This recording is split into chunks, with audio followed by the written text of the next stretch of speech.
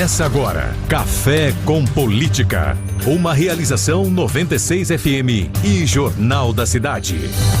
Seja muito bem-vindo à edição de número 65 do Café com Política, que tem oferecimento de Brambila, acreditando no futuro. Sempre comigo, o economista Reinaldo Cafeu, as participações do jornalista e consultor Kleber Santos. Kleber, bom dia para você, boa sexta-feira. Para você também, Cafeu, bom dia aos ouvintes. Jabur, eu fiz você acordar cedo essa semana, hein, Jabur? Obrigado aí pela cobertura, bom dia para você. Opa, eu que agradeço, Cafeu. Bom retorno a você, bom dia Kleber, bom dia Ricardo, nosso convidado que já está por aqui, ouvinte internauta. Muito bem, Ricardo Bizarra também conosco. Bom dia a todos. Muito bem, e o nosso convidado de hoje é o ex-deputado estadual Carlos Braga, também advogado. Braga, obrigado aí por estar conosco novamente aqui no Café com Política. Eu que agradeço, Café, bom dia Kleber, bom dia João, bom dia Bizarra. Prazer estar aqui na 96 novamente. E muito bem assessorado pelo Franco Júnior, o homem que é mais requisitado para palestras nesse país. Olha aqui para cá, ô Franco, dá um tchauzinho aí. Olá, pessoal. Olha lá, ele que ocupou com muito profissionalismo esse microfone aqui na 96 por muitos anos, da Auriverde também, grande parceiro aqui acompanhando essa edição do Café com Política. Bom, vamos falar um pouquinho do cenário nacional. Ontem nós tivemos o quarto voto, na verdade, né, que está analisando aí a possibilidade do ex-presidente Bolsonaro se tornar inelegível, né? A votação está 3-1, hoje retoma a votação, a Carmen Lúcia será a próxima a votar, mas o Bizarra traz um contexto aí de como é que foram os votos até ontem, Bizarra. Olha, o ministro André Ramos Tavares, do Tribunal Superior Eleitoral, votou nesta quinta-feira a favor de deixar então o ex-presidente Jair Bolsonaro inelegível por 8 anos. O magistrado seguiu então um relator, o ministro Benedito Gonçalves, e entendeu que Bolsonaro deve ser condenado por abuso de poder político e uso indevido dos meios de comunicação por uma reunião com embaixadores na qual ali atacou o sistema eleitoral. Tavares também acompanhou o relator quanto à absolvição do então candidato a vice-presidente, o Walter Braga Neto. O placar está agora em 3-1 pela condenação do ex-presidente. Votaram nesse sentido então Benedito Gonçalves, Floriano de Azevedo e agora o André Tavares. O ministro Raul Araújo é o único até agora, a divergir até esse momento, votando então contra a condenação de Bolsonaro. O TSE retomou nesta quinta-feira a análise da ação. O relator do caso, o ministro Benedito Gonçalves, votou nesta terça-feira. Ainda então faltam votar os ministros Carmen Lúcia, Nunes Marques e, por último, Alexandre de Moraes. E aí, Braga, como é que você tem acompanhado hoje o Carmen Lúcia? Ontem ela até interrompeu um dos votos que foi favorável ao ex-presidente, dizendo que um objeto que ele estava colocando não fazia sentido. Quer dizer, já deu toda a pista de que ela deve votar favorável. Se ela votar hoje, o Bolsonaro se torna inelegível por 8 anos. Bom, Cafeu, o cenário já está posto, né? Com certeza ele vai ser declarado inelegível, ou 5-2 ou 6-1. Não é irreversível essa votação e essa decretação. Mas eu trago aqui as palavras do meu emérito professor Gastão de Moura Maia Filho, que inclusive foi juiz de direito, secretário dos negócios jurídicos na primeira gestão de um dos maiores prefeitos de Bauru, Tugangerame. Na primeira aula de direito que eu tive na IT, ele ensinou o que era direito. E ele falava assim: direito é o que uma parte pede e o que o juiz dá. O resto é literatura jurídica. Então, a verdade é essa. Os juízes que estão lá, os ministros, estão julgando de acordo com a convicção, a conveniência e o interesse deles. Tá?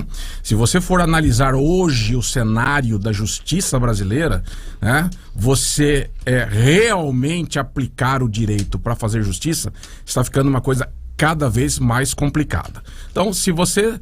o Bolsonaro pode ter tido vários defeitos, pode ter errado na sua comunicação, nas suas falas, enfim, no seu posicionamento. Isso ele mesmo já confessou, e uma das coisas que ele falou recentemente é que ele teria conversado menos com a imprensa, teria falado menos com as pessoas, porque ele realmente teve erros de comunicação. Agora, você deixar inelegível por 8 anos, por uma reunião com embaixadores contra um sistema democrático, olha, Parece que ele estaria preparando um golpe de Estado. Muita coisa. Depois eu explico o que eu entendo por dar um golpe, né? Não é fazer uma reunião com embaixadores e, legitimamente, você ter direito a críticas. Né? Igual a imprensa 96.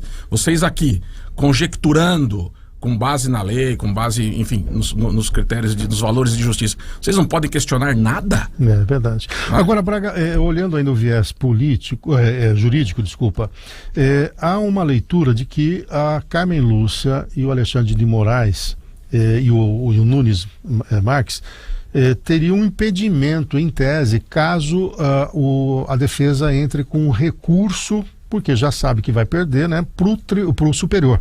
Seriam 3 membros ali. E coloco também em questionamento o Zanin. Você acredita que dos 11 membros, 4 ficariam impedidos caso suba para o Supremo? Olha, eu não acredito nessa hipótese. São tribunais distintos, com competências distintas. Você não tem como alterar a competência do Supremo, mas você tem como retirá-los do número de julgadores. O Zanin com certeza continuará e votará. Ele está impedido apenas de votar em processos de clientes dele ou onde ele realmente atuou como advogado. Ele teria que pedir suspensão por vontade própria, é foro íntimo. Os outros 3 não. Os outros 3 vão compor e vão julgar novamente ele no Supremo Tribunal Federal. E você acha que o Alexandre de Moraes pode dar um golpe de mestre voltando pela absolvição dele, porque o voto dele já seria vencido? Seria uma maneira, talvez, de dar uma contornada nessa pressão? Não acredito que ele vá ter esse gingado político, por exemplo, aí num termo popular. Ele vai manter inflexível a posição firme e dura que ele vem tomando contra o Bolsonaro e contra todos, né? Bom, considerando que todos nós imaginamos que o resultado já está posto, o que você acredita, meu caro Kleber, do ponto de vista do posicionamento do Bolsonaro daqui para frente? Vamos imaginar que ele realmente se torne inelegível, ele ficaria mais solto, ele seria o quê? Um tiro no pé dessa esquerda que imagina que ele estaria morto e, pelo contrário, ele pode efetivamente ressurgir mais forte pela independência que ele teria nessa questão? Café, se alguém estava pensando que poderia sair de cena o Bolsonaro a partir de uma inelegibilidade, né? Aí pode tirar o cavalo da chuva, porque não vai acontecer isso não. A condenação, ela reforça a percepção de grande parte da população de que está acontecendo uma vingança. Então, essa percepção do STF está sob influência política, que é o que se comenta na rua, nos botecos, na igreja, em todo lugar, essa é a conversa. Então, ele vai continuar em cena e como protagonista, isso livre ou preso. Não é isso que vai tirar a força política. Já está provado que ele transfere votos. As últimas eleições confirmaram isso. A quantidade de deputados nas eleições eleitos, né, com a bênção do Bolsonaro foi recorde. Então, qualquer candidato apoiado por Bolsonaro ganha uma força extra já na eleição municipal. Não estou dizendo que quem for apoiado por ele ganha eleição. Agora a eleição passa por variáveis, como ambiente político local e tudo, mas estou dizendo que ele é uma força, não tenho dúvida. E politicamente, então, vai ter várias consequências, porque, olha só, o volume de votos conservadores, mais um pouco de voto do centro, elege um opositor ao governo Lula. É só observar o resultado da eleição. O Bolsonaro teve 58 milhões de votos, uma diferença de menos de 2 pontos. Então, eu acredito mesmo que seja ele sair. Não muda ele preso, ele solto, ele elegível ou inelegível, ele é uma força e vai continuar, é uma força popular. Bom, aqui no Café com Política também uma presença do Marcos Café e também do Sandro Bussola, além do Franco Júnior, que também está acompanhando aqui o nosso programa ao vivo. Agora, o Jabor, as eleições municipais se aproximam, né? E tivemos já a fala do Capitão Augusto, depois a gente vai explorar um pouquinho mais isso com o Carlos Braga, de uma presença muito forte do Bolsonaro, né? Da própria Michele Bolsonaro em cidades chaves, né? Eles querem fazer aí 20% do universo dos municípios do país, a estimativa é de 1 bilhão e 200 milhões de reais de recursos destinados para essas eleições. Isso quer dizer que dentro desse prisma que o Kleber colocou, quer dizer, essa força do Bolsonaro pode sim se materializar no apoio nas grandes cidades, inclusive aqui na cidade de Bauru, adotando um candidato para ele, né? Não tenha dúvida, Café, elegível ou não elegível, ele é o maior cabo eleitoral do movimento conservador brasileiro. Você né? acha que ele é o que representa a direita efetiva ou não? É o principal expoente, né? Como disse o próprio Capitão Augusto aqui no último programa, ele é o principal expoente, não é o único.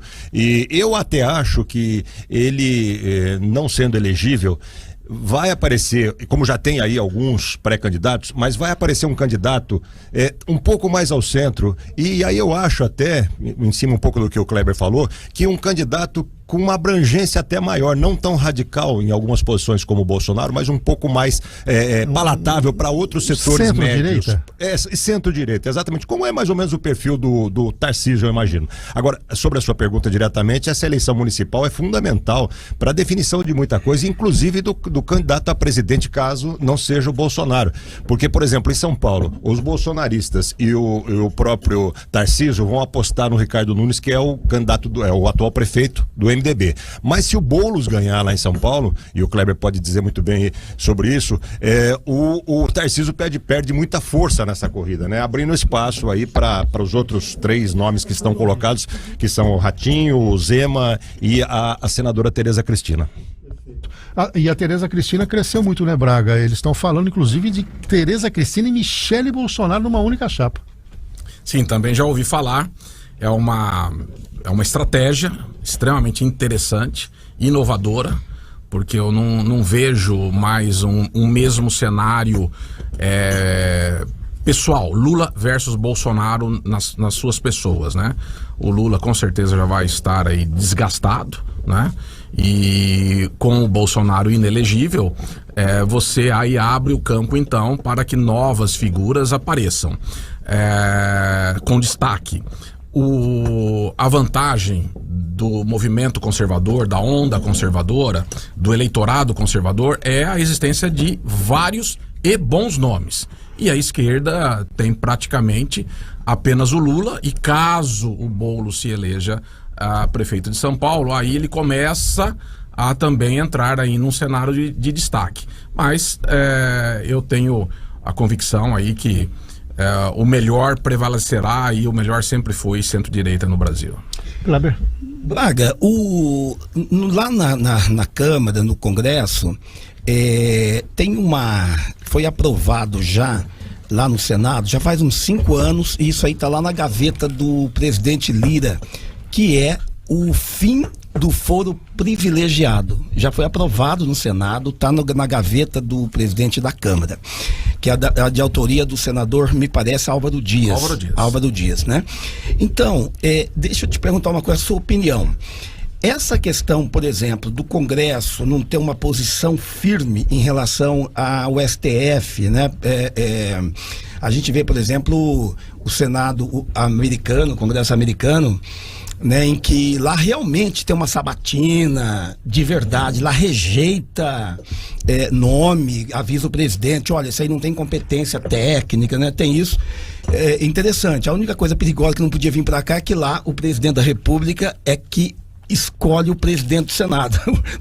Ele que escolhe, né? Então ele que determina, né? Você entende muito bem disso, até você acha que é professor dessa área, me parece.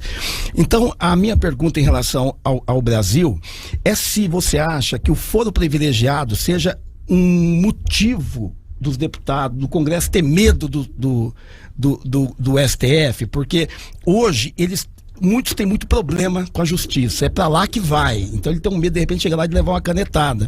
Se isso aí, cabo foro privilegiado, vem pra primeira instância, então eles perdem muito o controle disso. Qual que é a tua opinião? Você acha que isso influencia o fim do foro privilegiado, poderia dar uma independência pro Congresso Nacional em relação ao STF?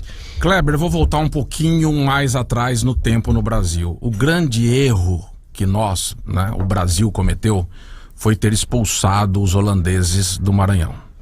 Dali para frente, nós estamos assistindo o que vem sendo feito pela colonização portuguesa, com todo respeito, né?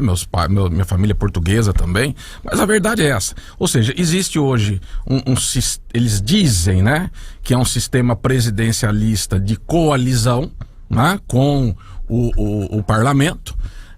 Alguns afirmam até que era uma constituição parlamentarista e com essa troca de poderes aí acabou prevalecendo o presidencialismo, mas a grande verdade é que a gente vive uma vassalagem política. Os deputados dependem do Poder Executivo para ter dinheiro, né, emendas parlamentares para levar para os seus prefeitos, né? Senão os prefeitos não trabalham para os seus deputados. Então, se o deputado não se vende ou negocia com o Poder Executivo para ter essas emendas e trazer dinheiro para o município, ele não é um bom parlamentar. E não está escrito em lugar nenhum, nem na Constituição, que o bom deputado é aquele que leva dinheiro para o município. Por que isso? Porque o município é dependente do Estado e da União.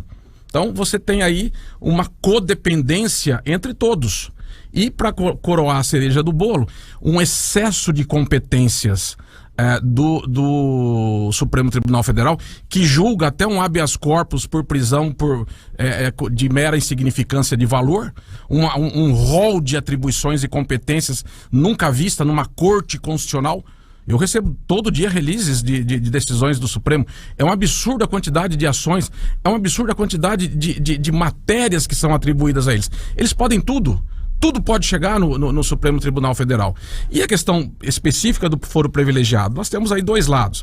Um é que você vai, então, deixar grandes, digamos, autoridades, né, deputados, senadores, governadores, sujeitos a uma mera decisão de um juiz novo numa cidade pequena, tendo poder de atrapalhar, de interferir no mandato dele. Tem esse lado também. Mas pulveriza demais isso. Pulveriza demais. Já pensou um deputado federal poder ser julgado por qualquer juiz de primeira instância, ou estadual ou federal?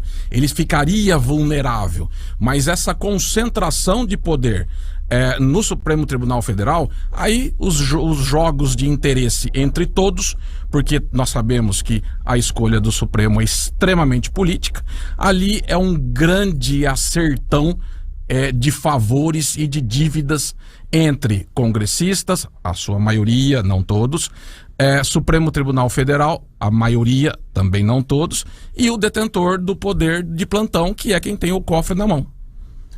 Só um comentário a respeito do seu comentário, Carlos. O doutor José Fernando da Silva Lopes, conhecido advogado de Bauru, dá para chamá-lo de jurista, né? Meu amigo e professor. Seu amigo professor, tem um artigo hoje no jornal e que está dizendo justamente sobre esse excesso de competência do Supremo e ele faz uma observação que eu achei muito interessante. Ele, com essa centralização no Supremo, você tira o direito da pessoa acusada da dupla instância, dupla jurisdição. Quer dizer, você já é julgado ali e não tem para onde recorrer mais, né? Quando você tem pelo menos duas instâncias, você perde na primeira, mas você tem a segunda ou a terceira até, né, para ser feita a justiça, para eventualmente ser feita uma justiça, ser reformada uma sentença. Mas quando concentra no Supremo, não. Decidiu ali, acabou, é autocrático demais até, né? Com certeza. Eu não li o artigo, vou ler com certeza, mas deve ser impecável como é o cabedal jurídico dele. O grande problema, eu volto lá atrás, ainda até porque é a matéria que eu sempre estudei e dei aula. A maior reforma que nós precisamos não é reforma tributária. Reforma tributária é uma consequência dela. A maior reforma que nós precisamos é a reforma do federalismo fiscal. Dividir todo o dinheiro público que se arrecada no país entre Estado, município e União de acordo com as suas necessidades. Para que não haja essa interdependência entre prefeito com governador e União e governador com a União. Nesse cenário, você vira uma grande troca de favores. E você dá margem, então, a interesses espúrios nessas emendas parlamentares, nomeações de ministros, presidentes de estatais e assim por diante. A hora que todo administrador tiver o seu dinheiro suficiente, ou pelo menos não depender do outro, mesmo que ainda insuficiente, aí você começará a mudar esse país. Muito bem. Bom, estamos aqui com o Café com Política dessa sexta-feira. João Jabur, Kleber Santos, Ricardo Bizarra, também Carlos Braga e o Reinaldo Café. Antes da gente entrar no intervalo, Bizarra, um posicionamento aqui do Kleber, a gente estava conversando na paralela. Kleber, a questão da imagem brasileira, e olhando todo esse contexto, nós estamos abrigando aqui o Foro de São Paulo e ontem o Lula falou de que a democracia é muito relativa, numa entrevista que deu à Rádio Gaúcha. Ele acabou mencionando que a democracia é um para um, é para outro, voltou a defender a Venezuela e também a Nicarágua, né? Isso tem criado um mal-estar geral, uma leitura, inclusive, de que países como os Estados Unidos e membros da OTAN comecem a olhar para o Brasil com uma outra configuração, inclusive evitando investimentos por aqui. Como é que você tem visto esse posicionamento do Lula e o especial, o Foro de São Paulo aqui em Brasília? Bom, eu acho assim, o Lula, ele está ainda na questão da comunicação. Eu acredito que ele realmente está vivendo esse mundo analógico, aquele mundo anterior ao que está acontecendo, tudo digital hoje, tudo instantâneo. Porque, olha só, ele ganhou a eleição dizendo que sobre liberdade, sobre democracia. Então, muita gente votou no Lula, não foi por causa de plano de governo, mesmo relevando a situação do STF, de prisão, de denúncias de corrupção. Muita gente relevou tudo isso e votou nele porque era contra qualquer possibilidade de ditadura, desse tipo de coisa. Aí ele chega agora e diz que ele relativiza, inclusive, a democracia. E agora, nesse Foro de São Paulo, na abertura desse Foro de São Paulo, que é importante, inclusive, aos nossos ouvintes entenderem o que é o Foro de São Paulo. O Foro de São Paulo foi o seguinte: no final da década de 90, quando acabou a União Soviética, Lula e o ditador de Cuba, Fidel Castro, eles se uniram para reunir todos os partidos de esquerda da América Latina. Então, por muito tempo, achou que era uma coisa que não era verdade, que era um mito, tal, mas não é. Então, são 130 partidos de esquerda, 27 países, e no início do mês foi recebido, então, o Maduro com honras de Estado, e você sabe que lá tem juiz fugindo da Venezuela, tem, né, aquela loucura toda que está acontecendo. Só a gente olhar aqui, em qualquer esquina de Bauru, tem venezuelano pedindo ajuda porque não tem comida, quer dizer, fugindo de lá com fome. Então, e na eleição, foi proibido falar que o Lula tinha relação com o Maduro. Você lembra disso? Foi determinado pela Justiça. Tribunal Superior Eleitoral. Também foi determinado para tirar material que ele defendia o aborto. Então, ele não, de jeito nenhum. Ele mandou, inclusive, uma carta para os cristãos dizendo que ele é a favor da vida em todas as fases. Né? O cristão entende que é a partir da concepção. Então, ele disse, vai ser em todas as fases. Né? Ele escreveu essa carta. Então, o que a gente pode deduzir nesse momento é que são erros, né? Erros, não estou nem dizendo do conteúdo. Cada um tem a democracia, cada um tem sua opinião, esquerda, direita, sem problema nenhum. Não estou entrando nesse mérito. Apenas do ponto de vista de marketing e comunicação. Ele está sendo muito contraditório. Eu nunca vi isso. O Marquinho Café lembra de que não indicar amigo também para o Supremo, né? Então, exatamente. Então, assim, foi muito rápido. Como que pode falar que... Ele disse na entrevista, eu assisti a entrevista ontem, que na Venezuela tem mais eleição que no Brasil. Quer dizer, a ONU se recusa a mandar um observador para lá, porque fala, não existe eleição. Né? Então, como que tem mais do que o Brasil, né? Então, realmente, essa contradição do ponto de vista de comunicação e de marketing, eu acho que vai atrapalhar bastante, principalmente nessa população que votou nele em função da antiditadura. E o PT nesse contexto? Ontem, inclusive, houve uma crítica, né, do Sérgio Moro, a primeira-dama, né, dizendo que ela já postou com uma foto com a Gleice Hoff, falou, nossa futura senadora. Aí o Sérgio Moro, quer dizer, ela já sabe que eu vou ser caçado, já tem essa informação privilegiada, quer dizer, e aí já aquela sede, né, de poder e tudo mais, né? Como é que você está vendo a questão do PT? O PT está, inclusive, já iniciando uma estratégia para as eleições municipais. Nesta semana, terça-feira, houve uma reunião, já tem um grupo de trabalho político do PT, e vai se reunir de 15 em 15 dias a partir de agora até as eleições municipais.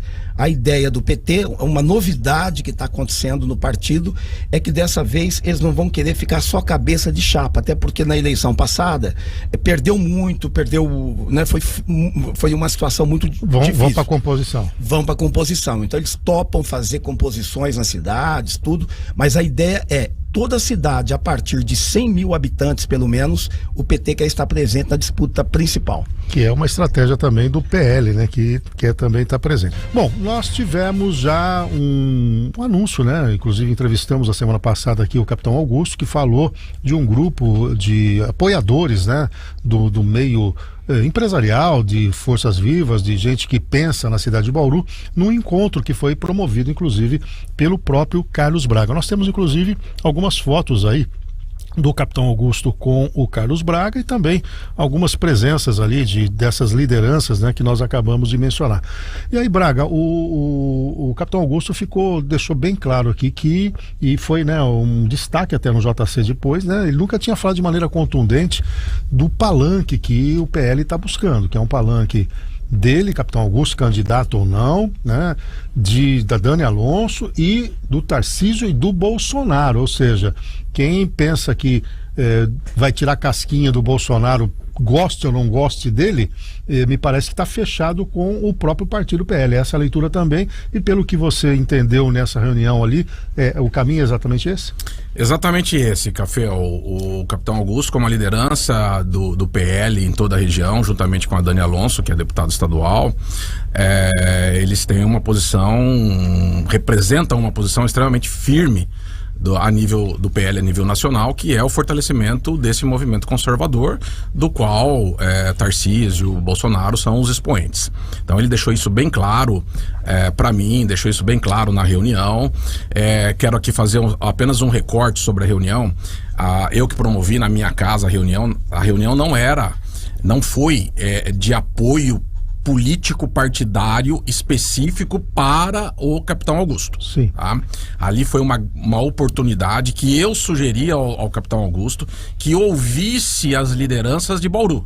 Então ali tinham várias lideranças, algumas até que não querem envolvimento político nem partidário, que foram lá em prol dos interesses da cidade, como podem ir eventualmente falar para outros políticos. Dizer, você trouxe um que é o deputado que mora aqui e a única deputada estadual mais próxima de nós, tirando aqui o Madalena de Santa Cruz. Quando eu convidei os meus amigos para irem na minha casa, eu deixei isso bem claro. Falou, olha, legitimamente o capitão Augusto e a Dani Alonso são os deputados com a maior votação na cidade de Bauru eleitos.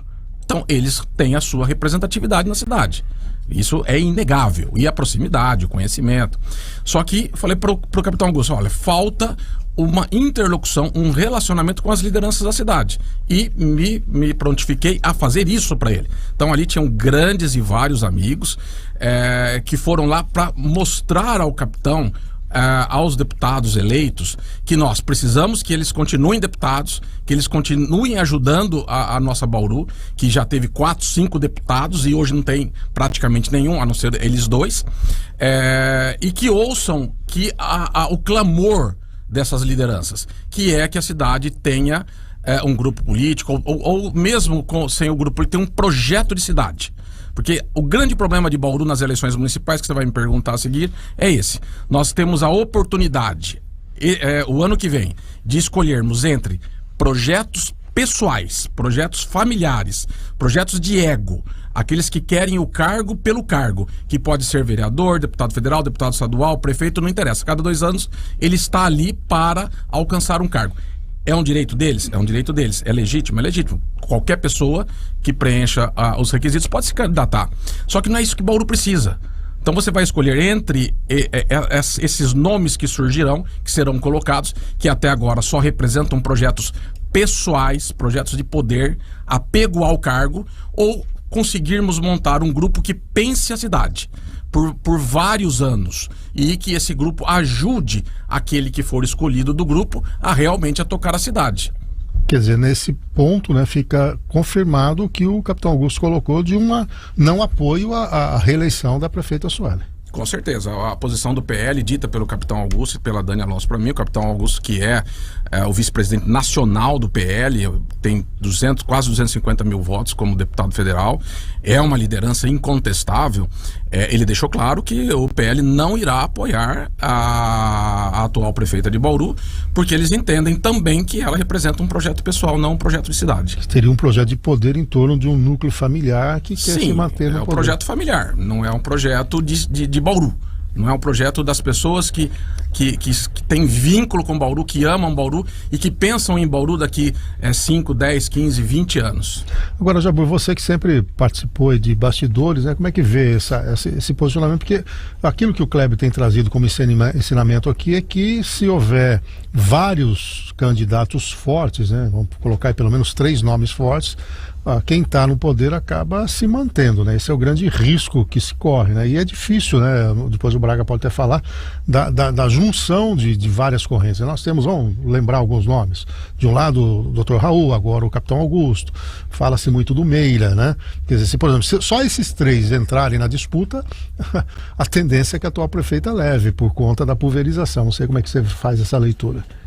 Eu acho que não necessariamente, Cafeu, a pulverização vai favorecer a prefeita, né? Em todas as eleições é inevitável, pelo menos aqui em Bauru, que se tenha vários candidatos, inclusive até do mesmo campo, né? Nós estamos falando do campo mais conservador, o campo do centro para a esquerda também totalmente indefinido. Aliás, eles têm uma reunião amanhã, 3º encontro do pessoal aí para tentar encontrar um caminho, até mesmo nomes, né, que não tem. À luz do que o Kleber colocou, a partir de agora começa mais forte isso aí mesmo. Né? Exato. Eu acho que o que vai determinar é, de fato, o que o Carlos colocou há pouco, né? Alguém que tenha um projeto de fato, ou um grupo, na verdade, ou um partido, ou uma união de partidos, que tenha um projeto viável, factível, que convença as pessoas de que é o melhor para Bauru, que patina há tantos anos, né? Principalmente no quesito desenvolvimento, infraestrutura.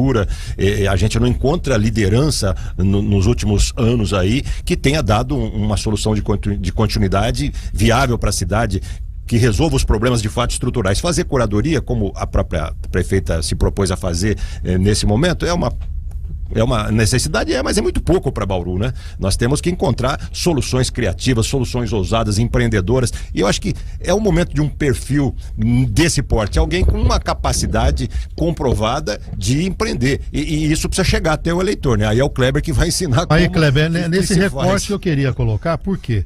Até a gente tem informações, né, de que há uma leitura, e não precisa ser muito expert em política, dizer, bom, coloca aí um Capitão Augusto, tudo bem, um deputado estadual, o Carlos federal, Carlos Braga foi deputado, um excelente nome, tem tantos outros, principalmente por um segmento da sociedade, o próprio Meira, né, o Raul. Aí fala-se assim, bom, e o vice tem que ser alguém de apelo popular, né? Quer dizer, no caso da prefeita, ela tem aí toda essa vamos dizer, esse batalhão dos evangélicos, né? Vem lá, né? Porque não sei se ela tem a unanimidade, mas ela se utilizou muito dessa questão, e a gente observa pelas redes sociais a militância, são pessoas que seguem e vão se manifestando. Eu sei que o Bussola tem outra visão sobre isso, que ele é evangélico também, mas é uma leitura de apelo popular. Ela tem algum apelo popular, porque ela foi eleita. Ela deixou para trás o Raul e deixou para trás o Gazeta.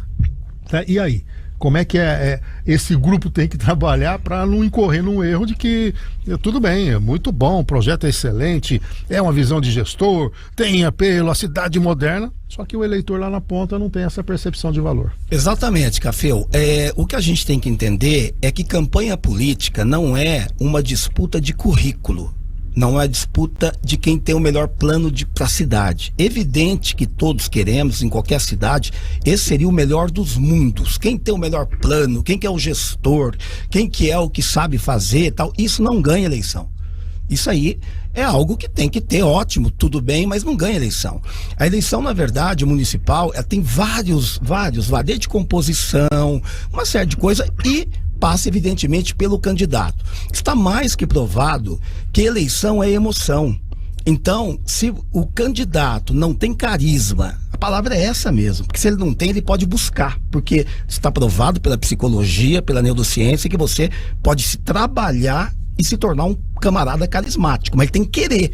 Ele tem que submeter isso. Então, a campanha amadora, eu tenho um baita, estou reunindo forças, isso não significa nada. Numa boa, não. É isso que você falou. O voto, ele é muito simples, não tem nada disso, né? Então, a primeira coisa, o eleitor tem que simpatizar com aquele candidato. A primeira leitura, o cérebro em segundos faz uma leitura. Então, primeiro contato... Bate o olho e se fala... Sim, a decisão já é irracional. A decisão é no subconsciente, não é cognitiva. A pessoa, até numa pesquisa, ela justifica com o cognitivo, ela justifica com a razão, mas ela vota com a emoção. Então tem tudo isso. Por isso que uma campanha política tem que ser mais... Bauru, infelizmente, eu vejo assim, acho legal, tem alguns candidatos que até trabalham. Capitão Augusto, ele é, por exemplo, um político moderno, eu falo isso tecnicamente, já conversei com ele, já vi o trabalho dele e acompanhei a eleição dele. Ele perdeu a primeira, depois ele mergulhou no estudo do marketing político, foi buscar informação, sabe? Então foi meio que científica a eleição dele, a segunda. Totalmente. Você viu que eu falei para ele aqui na eleição, ele falou, é verdade, tanto que eu vou escrever um livro sobre isso. Eu conheço, sei como é que foi a campanha dele. Então, ele ganhou, o cara saiu de Ourinhos e ganhou. E foi muito bem votado depois. Agora, não adianta essas campanhas de vereador para deputado, para prefeito. Então tem que ser uma coisa maior. Olha, hoje existe tanta experiência do dia a dia, quanto os estudos que mostram o que move o voto do eleitor. Então a primeira coisa que tem que fazer é isso, não adianta. A prefeita atual, ela tem carisma, ela domina as redes sociais, né? Eu tô vendo o material dela que ela tá colocando novamente.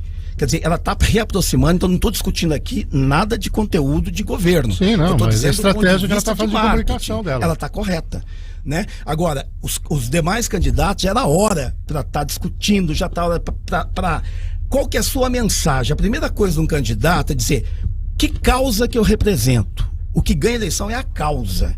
A obra é consequência da causa, né? Então, não é a causa. Qual é a causa? O que está nesse momento? O que mobiliza as pessoas em torno, né? O Luther King, quando ele reuniu aquele punhado de gente, historicamente, ele só falou uma coisa, eu tenho um sonho.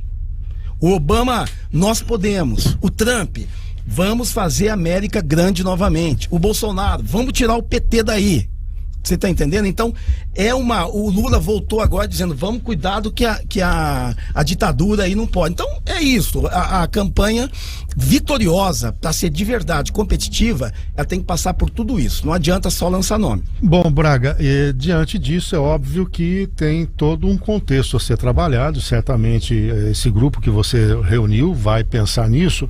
E tem um viés político também que eu percebo, né? Além da prefeita colocar dois mundos, nós temos dois Baurus, né? O Bauru, até usando uma expressão aí que estão usando do metaverso, né?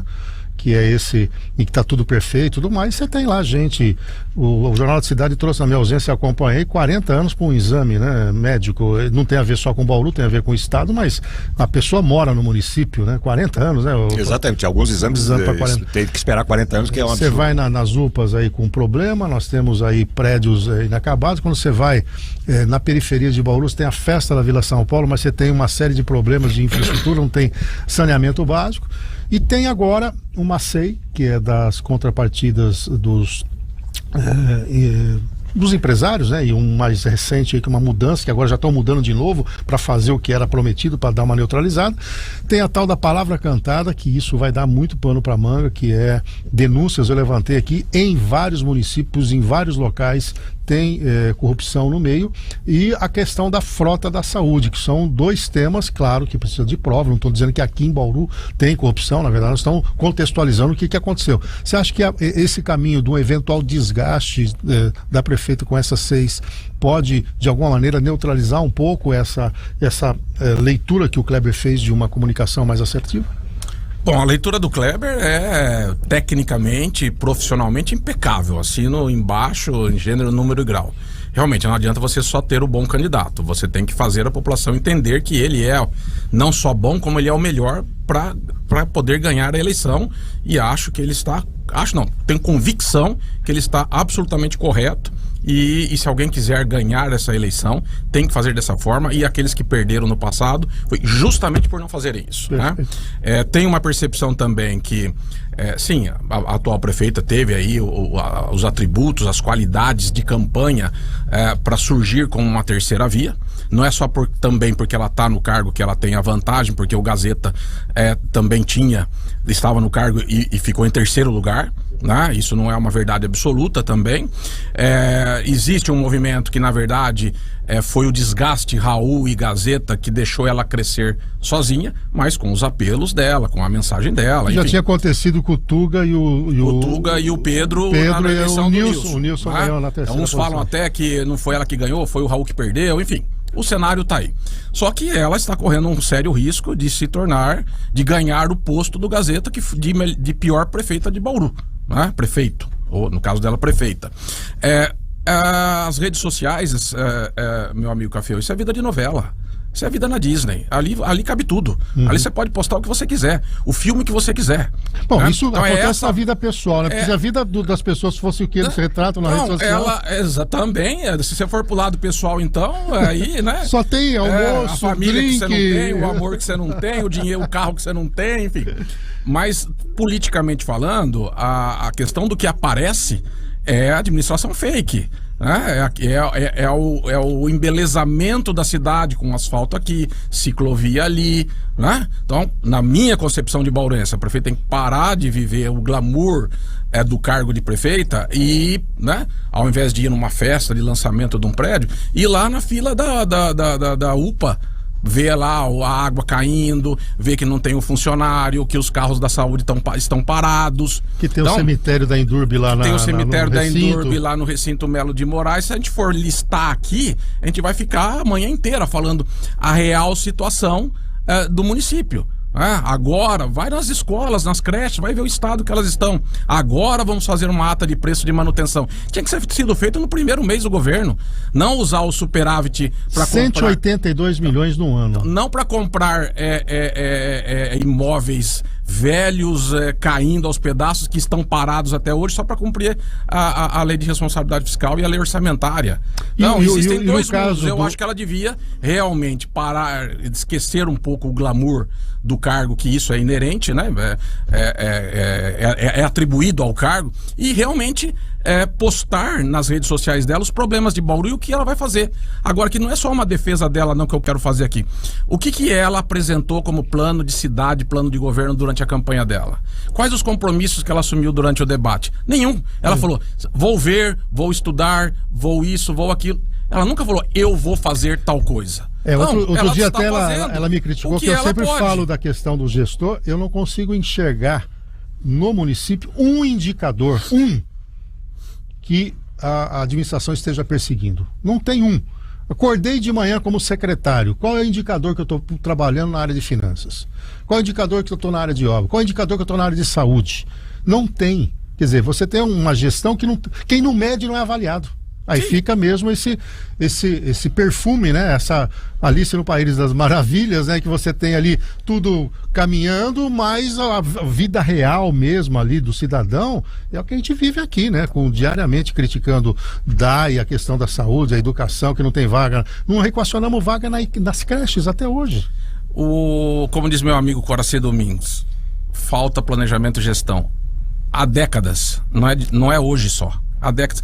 Então o governo vai continuando, vai existindo por osmose. Eles acordam todo dia, tem buraco para tapar, tem isso para fazer a licitação ali. Qual o grande projeto que ela tem para a cidade? Só não pode me dizer que é a concessão de R$1 bilhão em 30 anos. Porque isso aí é um atestado com prorrogável mais 30. Um atestado de incapacidade, porque você com o dinheiro em caixa, com a capacidade de geração, mais de 200 milhões no fundo, com capacidade de geração de recursos pelo próprio DAI. Há 2 anos a obra está parada, e aí você tem que fazer uma concessão com uma empreiteira mega, porque por uma concessão de R$1 bilhão, essas grandes empreiteiras provavelmente envolvidas aí nos esquemas anteriores de Lava Jato. É esse o legado que ela quer deixar para Bauru? Sem uma grande discussão com a sociedade, a Senag, a OAB, contabilistas, economistas, a própria Câmara Municipal. Então eu chego lá com a FIP, com um advogado, um engenheiro, e falo, tá aqui, ó, a solução do saneamento básico, que é uma das questões mais sociais. 60 dias. E o projeto de lei tá aqui, incompleto, sem estudo de viabilidade técnica, financeira, e engulam isso porque eu quero, ou porque os padrinhos políticos dela orientaram assim fazer. E a sociedade, e a comunidade? Nada. Agora, Jabur, eu acabei mencionando a questão da 6, né? Você está acompanhando aí, tem grande chance mesmo da palavra cantada. Hoje na Entrelinhas traz alguma coisa, e da Frota da Saúde. É possível que, além da SEI já aprovada, e agora porque tem a força da minoria, né? Então está comprovado, né? Com 6 votos você já instala uma SEI.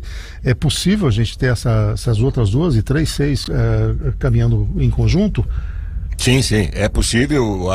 O que o André Fleury, repórter de política do jornal, apurou é que na segunda-feira próxima, na próxima sessão, a vereadora Estela Almagro vai propor, e na verdade não precisa nem propor mais, né? É só recolher 6 assinaturas para se instalar uma SEI após esse entendimento, essa ratificação que o Poder Judiciário fez, que é daquilo que já estava escrito na Constituição. Então, já existe uma SEI com 6 assinaturas, que é a das contrapartidas, que falta apenas compor os membros, e a Estela deve propor então mais 2, porque o máximo que a Câmara pode ter concomitantemente são 3 comissões de inquérito. E eu acho que essa vai ser uma realidade até o ano que vem, né?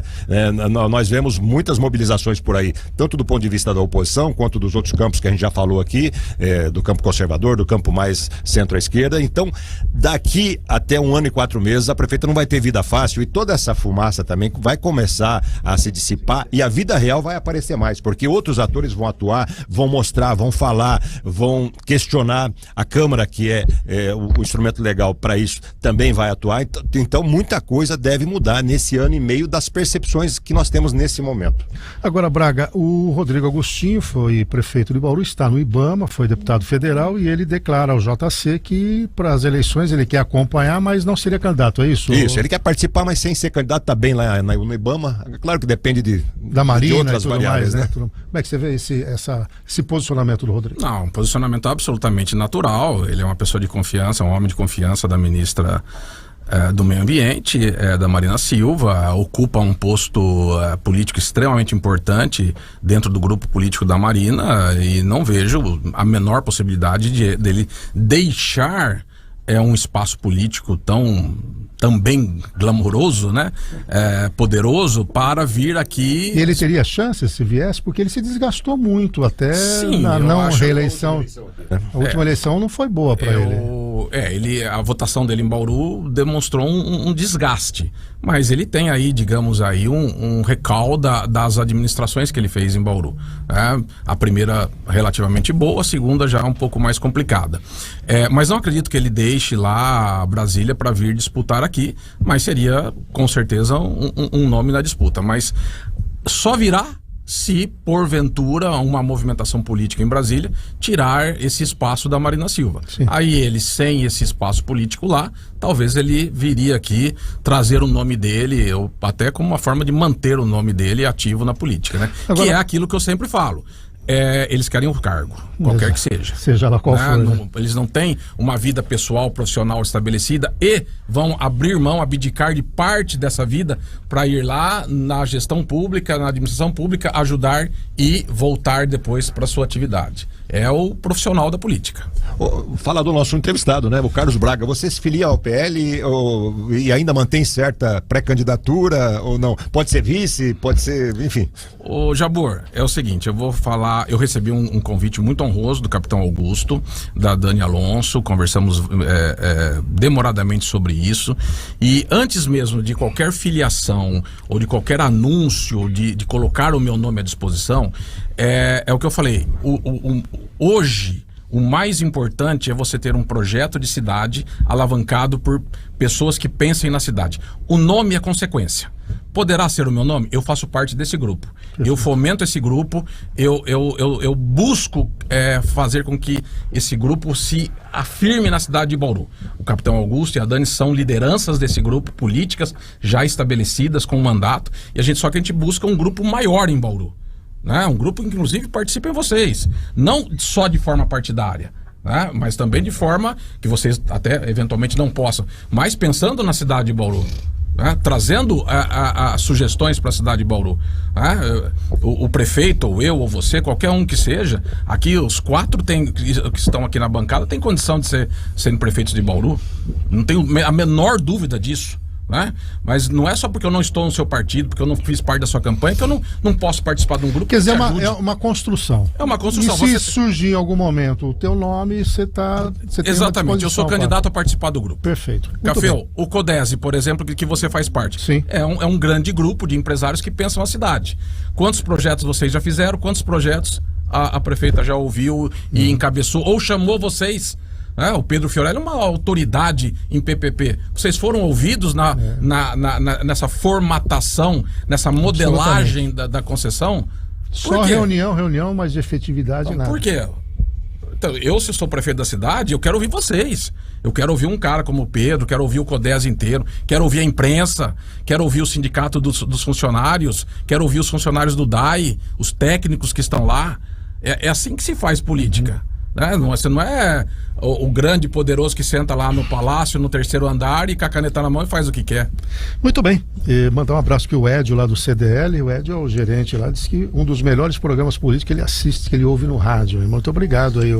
Estamos marcando o território, né, meu caro João Jabor? Sim, tentando contribuir, como disse o Carlos. Então, Braga, obrigado pela sua presença. Bom, o grupo continua vivo aí, trabalhando para isso e, naturalmente, novidades, estaremos aqui abertos. Obrigado por, mais uma vez, estar conosco. Obrigado, Caféu. Obrigado, Kleber Santos, João Jabor, Ricardo Bizarra, 96 FM e a todos vocês que prestigiaram aí esse grande programa que é o Café com Política. Kleber Santos, o que você vai faturar essa semana? Que isso, Caféu. Bom, tô aí fazendo palestra, não sou o Franco Júnior que tá aqui, que é o rei das palestras, como você falou aí, né? O Franco é um multimilionário dessa área. Mas tem bastante projeto acontecendo aí. Um bom dia para todos e um ótimo final de semana. Jabor, rapidinho, JC, ok, fim de semana aí completo, um caderno especial. Quase pronto e um bom dia a todos, bom final de semana também.